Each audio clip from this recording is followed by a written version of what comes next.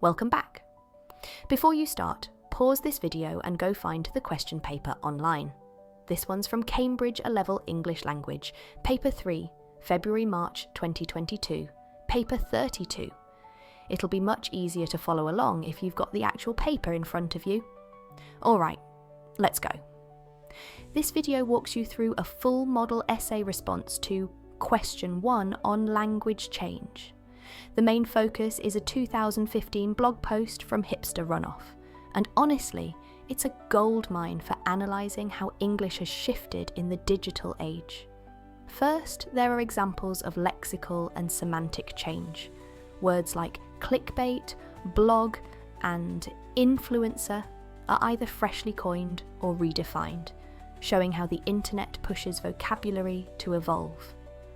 Clickbait is a compound, blog is a blend of web and log, and influencer has narrowed in meaning. This is where Halliday's theory of lexical gaps comes in. He suggested that when we don't have words for new concepts, we invent them. Text B, that's the corpus data from the British National Corpus, shows older synonyms for web, like net, tangle, and mesh, highlighting how metaphor played a role in how the word evolved into a tech term. Then there are examples of graphological change in text A. The blog uses a timestamp, hyperlink style title, and named authorline, which are all standard in online formats but wouldn't appear in older print journalism.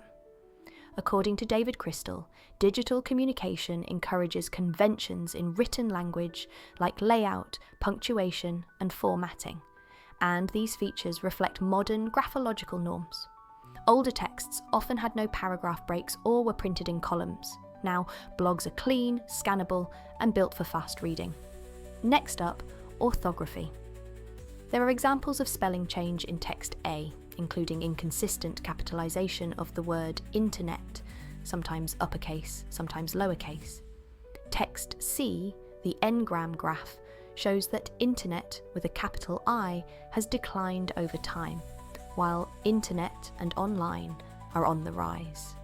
This fits Chen's S-curve theory, which says that language changes slowly at first, then spreads rapidly before stabilizing.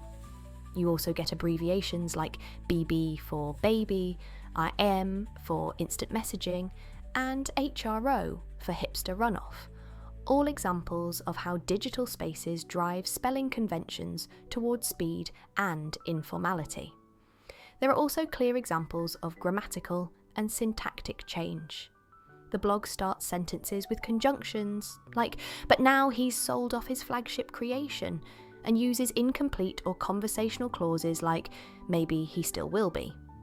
This shows how spoken rhythms are bleeding into written formats. Norman Fairclough's theory of informalization explains this. He argued that formal writing is becoming more conversational, especially in online and media texts. His term, conversationization, captures this shift perfectly. Writers now mimic how people talk to sound relatable. Then there's pragmatics. The blog's tone is ironic and self-aware. Phrases like, he sold off his flagship creation, and the quotation marks around influencer show the writer is distancing themselves from the term, either mocking it or questioning its legitimacy. This use of language reflects broader pragmatic change. How we use words not just to inform, but to signal social meaning, attitude, and identity. This takes us into the descriptivist versus prescriptivist debate. Prescriptivists like Robert Lowth argued for strict grammatical rules and proper usage, and they'd probably hate everything about this blog. Meanwhile, Aitchison, a descriptivist, says that language change is normal and natural. Her crumbling castle metaphor mocks the idea that English was once perfect and is now falling apart. In reality, she argues, it's just evolving to fit its users, which is exactly what's happening here.